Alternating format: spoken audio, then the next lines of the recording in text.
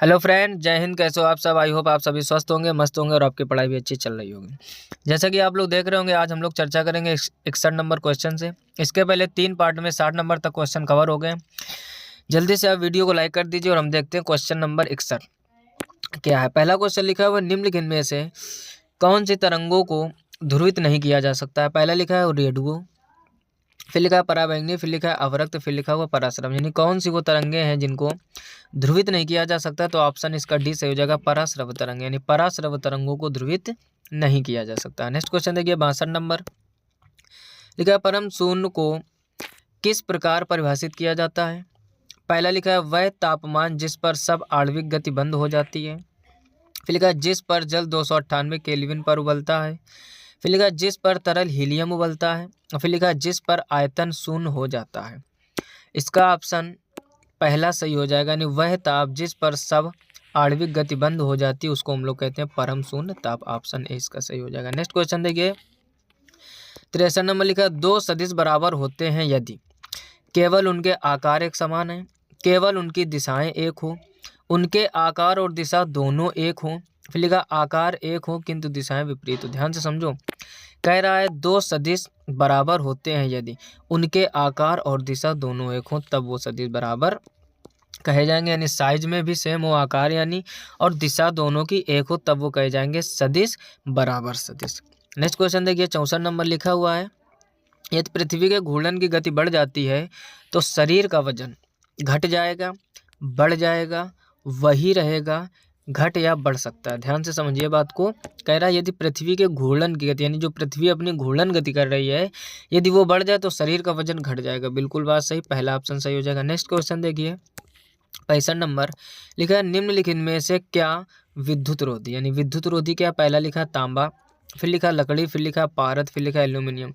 विद्युत रोधी का मतलब हो गया जिसमें करंट का फ्लो ना हो, तो आप सभी लोग जानते हो लकड़ी।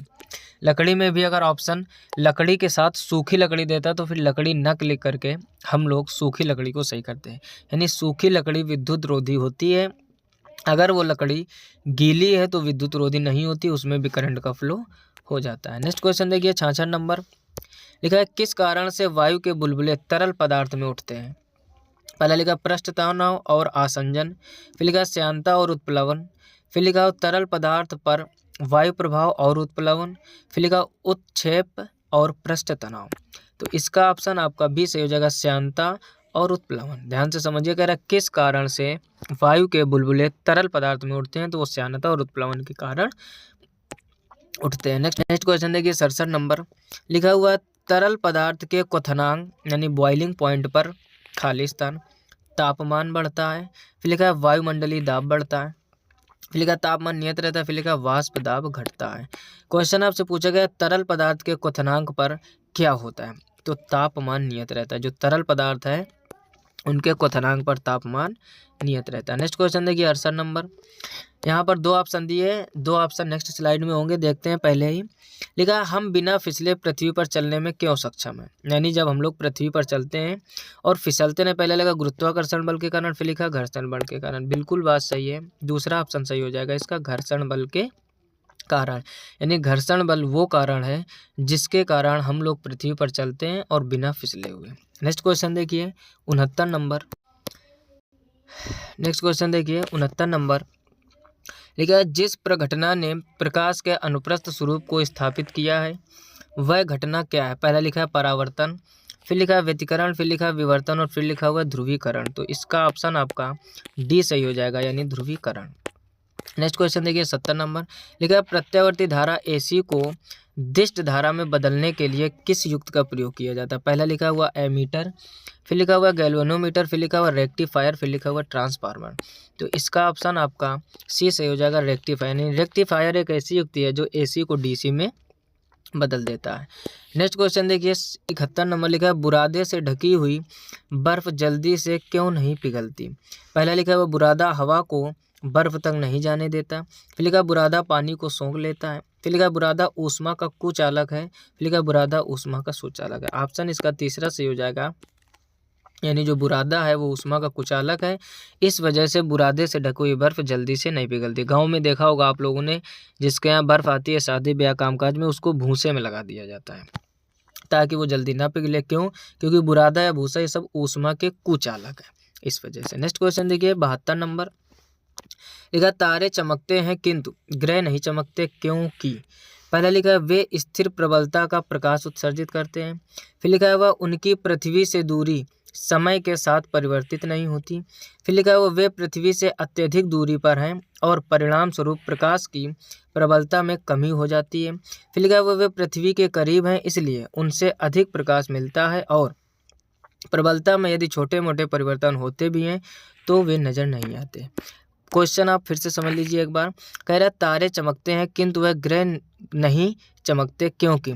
लिखा हुआ है वे पृथ्वी के करीब हैं इसलिए उनसे अधिक प्रकाश मिलता है और प्रबलता में यदि छोटे मोटे परिवर्तन भी होते हैं तो वे नजर नहीं आते। बिल्कुल बात सही, ऑप्शन इसका डी सही हो जाएगा। नेक्स्ट क्वेश्चन देखिए 73 नंबर, लिखा है कपड़े धोने की मशीन किस सिद्धांत पर कार्य करती है। अपोहन, फिर लिखा हुआ है विसरण, फिर लिखा उत्क्रमण परासरण, फिर लिखा हुआ अपकेंद्रीकरण या अपकेंद्री बल भी कभी कभार ऑप्शन में लिख देता है। तो अपकेंद्रीकरण के कारण कपड़े धोने की जो मशीन होती है अपकेंद्रीकरण सिद्धांत पर काम करती है। नेक्स्ट क्वेश्चन देखिए 74 नंबर, लिखा ट्यूबलाइट के साथ प्रयुक्त चोक मूलतः क्या है। पहला लिखा है प्रेरक, फिर लिखा है संधारक, फिर लिखा हुआ परिणामित्र, फिर लिखा हुआ प्रतिरोधक। इसका ऑप्शन आपका ये सही हो जाएगा प्रेरक। ट्यूबलाइट के साथ प्रयुक्त जो चोक होता है वो मूलतः क्या होता है, वो होता है आपका एक तरह से प्रेरक।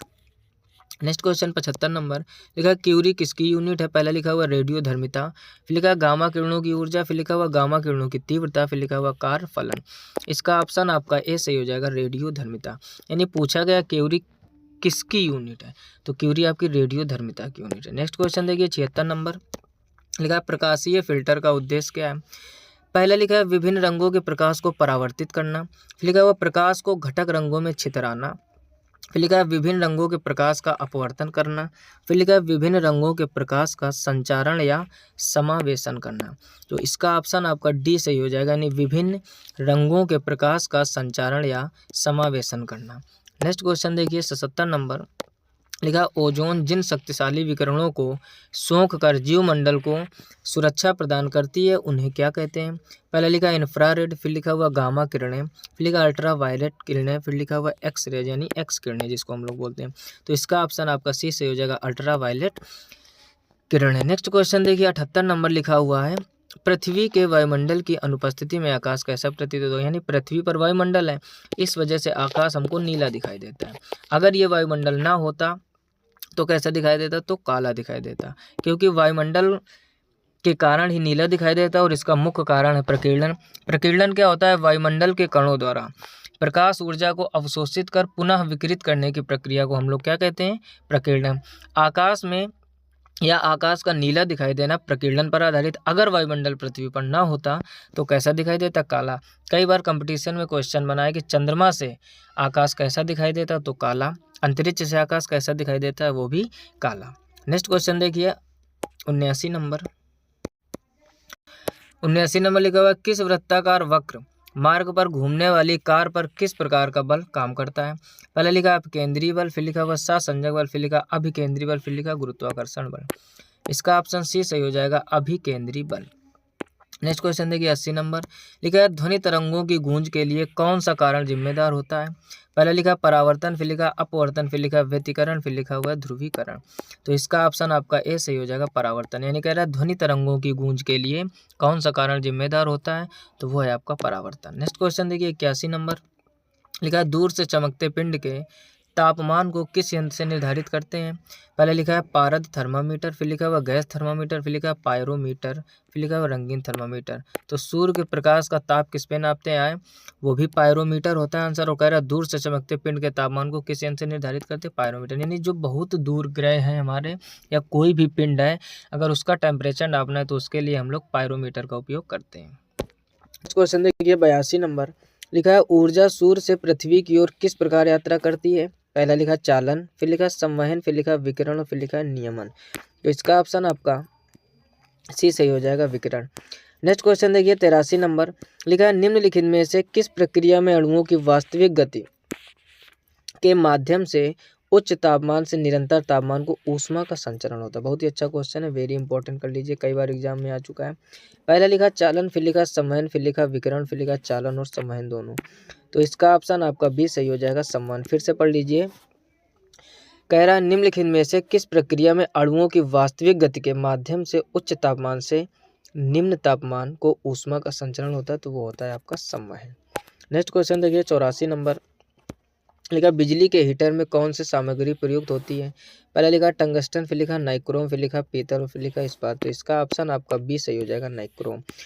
यानी नाइक्रोम जो होता है वो बिजली के हीटर में प्रयुक्त किया जाता है। नेक्स्ट क्वेश्चन देखिए 85 नंबर, लिखा निम्नलिखित में से ओम चालक कौन सा है।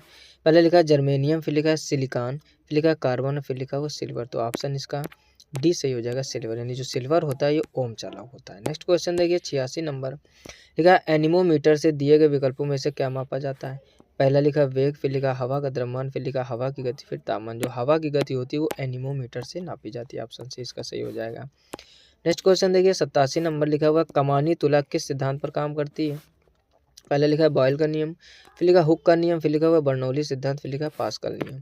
तो इसका ऑप्शन आपका बी सही हो जाएगा, हुक का नियम। जो तो कमानी तुला होती है वो हुक के नियम पर कार्य करती है। नेक्स्ट क्वेश्चन देखिए 88 नंबर, लिखा हुआ अगर आकर्षण शक्ति ना हो तो निम्नलिखित में से कौन सा तरल पदार्थ के लिए लागू नहीं होगा। पहला लिखा चिपचिपापन, फिर लिखा हुआ पृष्ठ तनाव, फिर लिखा दबाव, फिर लिखा हुआ ऊपरी दबाव। तो इसका ऑप्शन आपका डी सही हो जाएगा, ऊपरी दबाव। तो यहाँ तक हम लोगों ने 88 क्वेश्चन कवर कर लिए और आपके एसएससी सीजीएल 2016 में 88 क्वेश्चन ही टोटल फिजिक्स के बने थे। अगर आपने इसके पहले के 3 लेक्चर नहीं देखे हैं तो उनका लिंक नीचे डिस्क्रिप्शन में मिल जाएगा, या फिर आप चैनल की प्लेलिस्ट में जाकर विजिट कर सकते हैं। अगर आप एसएससी एमटीएस की तैयारी कर रहे हैं तो इस चैनल पर फिजिक्स, केमिस्ट्री और जितने भी जीएस में टॉपिक आते हैं, उसके बाद हिस्ट्री, जियोग्राफी, इकोनॉमिक्स, बायोलॉजी, जितना कुछ भी एसएससी एमटीएस का प्रीवियस ईयर मैटर है, सब कुछ सभी प्रीवियस ईयर क्वेश्चन करवा दिए गए। तो आप चैनल पर जाइए और वहाँ पर प्लेलिस्ट को ढूंढिए और प्लेलिस्ट में ढूंढने के बाद एक के बाद एक करके आप वीडियो जरूर विजिट कीजिए। साइंस में या जीके जीएस में कोई बंटवारा नहीं होता, चाहे आप सीजीएल की तैयारी कर रहे हो, चाहे एमटीएस की, चाहे सीएचएसएल की, चाहे सीपीओ की, चाहे एसएससी जीडी की, पुलिस दरोगा, कोई भी XYZ, सभी क्वेश्चन आपके लिए महत्वपूर्ण है। जितना हो सके अपने दोस्तों में ज़रूर शेयर कीजिए, आपकी शेयरिंग से किसी का भला होता रहे, इससे अच्छी बात नहीं हो सकती। अगर आप भी चैनल पर पहली बार आए तो सब्सक्राइब जरूर कर लीजिए और साथ ही साथ नोटिफिकेशन बिल को ऑल पर सेलेक्ट कर लीजिए, जिससे मैं कोई भी नया वीडियो अपलोड करूं तो सबसे पहले नोटिफिकेशन आप तक पहुंचे। मिलते हैं नेक्स्ट वीडियो में, तब तक अपना ख्याल रखिए, अच्छे से पढ़ाई करते रहिए। तब तक के लिए जय हिंद, राधे राधे।